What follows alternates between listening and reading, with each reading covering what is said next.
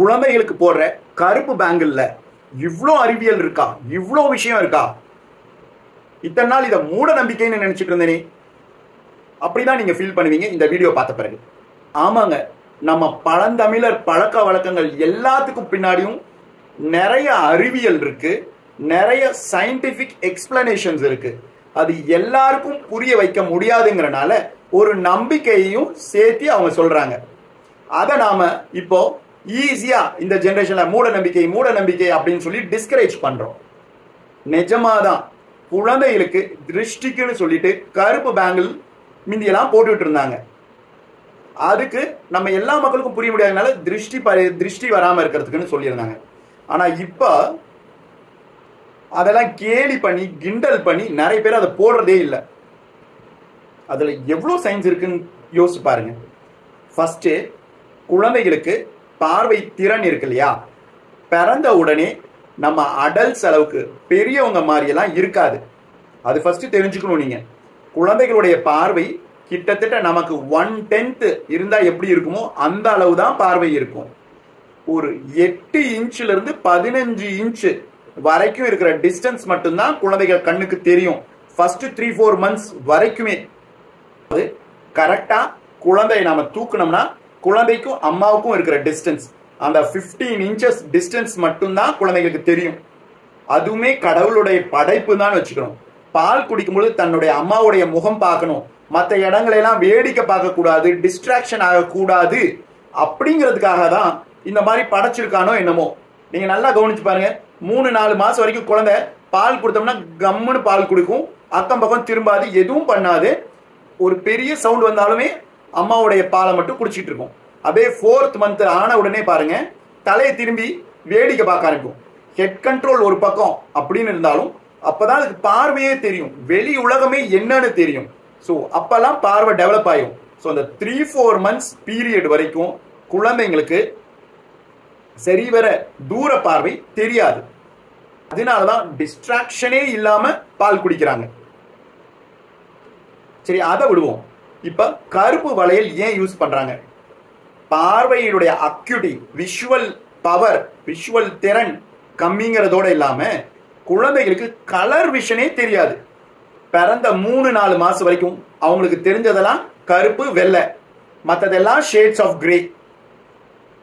அதாவது கருப்பு வெள்ளை கலர் மட்டும்தான் குழந்தைங்களுக்கு தெரியும். மற்ற எந்த பொருளும் அவங்களுக்கு அந்த பிளாக் அண்ட் ஒயிட் மூவில நம்ம எப்படி பார்க்கிறோம் அந்த அளவுக்கு தான் தெரியுங்க 4 மாசம் வரைக்குமே. அப்ப குழந்தையுடைய பார்வை திறனை எப்படி தூண்டுகிறது?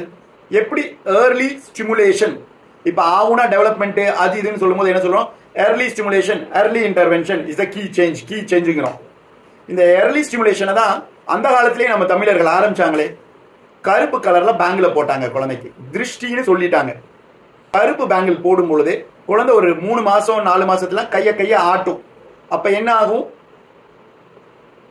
அந்த பிளாக் கலர் பேங்கிள் குழந்தை கண்ணுக்கு தெரியும். ஸோ அது மூவ் ஆகும் பொழுது ஐ எக்ஸசைஸ். இப்போ ஒன்றும் இல்லை, ஐ எக்ஸசைஸ்லாம் இப்போ பவர் வந்த குழந்தைங்கலாம் போய் பண்ணுவோம்ல, இந்த பக்கம் பாருங்க, அப்படியே ரொட்டேட் பண்ணி பாருங்க, கீழ் நோக்கி பாருங்க, அந்த மாதிரி ஐ எக்ஸசைஸ்லாம் சொல்றோம். குழந்தைக்கே தெரியாம குழந்தைய ஐ எக்ஸசைஸ் பண்ண வைக்கிறதுக்கு தான் கருப்பு பேங்கிள் போடுறோம்.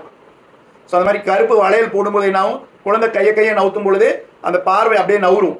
ஸோ அது மூலம் விஷன் நல்லா டெவலப் ஆகும். அதனாலதான் நீங்க கவனிச்சு பாத்தீங்கன்னா சின்ன குழந்தைங்களுக்குலாம் நம்ம முகம் பக்கத்துல வச்சு பார்த்துட்டு அடிக்கடி பார்க்கணும், அடிக்கடி எக்ஸ்பிரஸ் பண்ணணும்.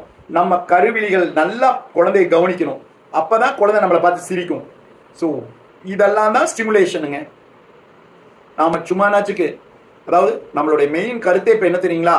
எது நம்ம பெரியவங்க சொல்றாங்களோ அதை எதிர்த்து இல்ல இதுல எல்லாம் சயின்ஸ் இல்லைன்னு சொல்லணும். இது எல்லாத்துக்கும் பின்னாடி சயின்ஸ் இருக்கு. இனிமேல் நான் ஒவ்வொரு பழக்கங்களையும் அதுக்கு பின்னாடி இருக்கிற அறிவியல் என்னங்கிறத நான் சொல்றேன். குழந்தை வளர்ப்புக்கு அது ரொம்ப முக்கியங்கிறத நாம எல்லாரும் தெரிஞ்சுக்கணும். அப்புறம் நம்பிக்கையா இருந்தாலுமே ஒன்றும் தப்பு இல்லையே. கருப்பு வளையல் போடுறதுனால we don't lose anything தானே, ஆமாவா இல்லையா? அது மட்டும் இல்லாம அம்மாக்கள் வளையல்கள் யூஸ் பண்றது, முக்கியமா கண்ணாடி வளையல்கள் யூஸ் பண்றதையும் அந்த காலத்துல என்கரேஜ் பண்ணிட்டு இருந்தாங்க. வளகாப்பு ஆரம்பிச்சு குழந்தை பிறந்த கொஞ்சம் மாசங்கள் வரைக்குமே கண்ணாடி பேங்கிள்ஸ் யூஸ் பண்ணிட்டு இருந்தாங்க. ஏன் தெரியுங்களா?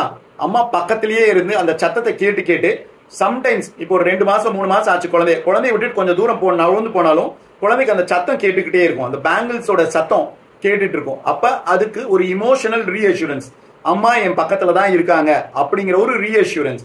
அதனாலதான் குழந்தைகளுக்கும் அம்மாக்களுக்கும் பேங்கிள் கொலுசு இதெல்லாம் யூஸ் பண்ணிட்டு இருந்தாங்க, குழந்தைங்களுக்கும் பேங்கிள்ஸ் குழந்தைங்களுக்கும் கொலுசு எல்லாம் போட்டுட்டு இருந்தாங்க. அந்த கொலுசு சத்தம் வரும். ஸோ குழந்தைங்க நடக்க பிடிக்கலாம் இருக்கும் பொழுது எங்க இருக்காங்கிறத ஈஸியா தெரிஞ்சுக்கிறதுக்கு அந்த கொலுசு ஹெல்ப் பண்ணுச்சு. யோசிச்சு பாருங்க, முந்தியெல்லாம் எலக்ட்ரிசிட்டியே இல்லாத காலத்துல குழந்தைகளை தேடணும்னா இந்த சத்தம் இருக்குல்ல, அது நமக்கு நல்ல நுண்ணறிவை கொடுத்து குழந்தைகளை ஈஸியா நம்ம பக்கத்திலேயே இருக்காங்கிறத சேஃப்டி, ஒரு செக்யூரிட்டி, ஒரு ரீஅஷூரன்ஸ், இதுக்கெல்லாம் ஹெல்ப் ஆச்சு.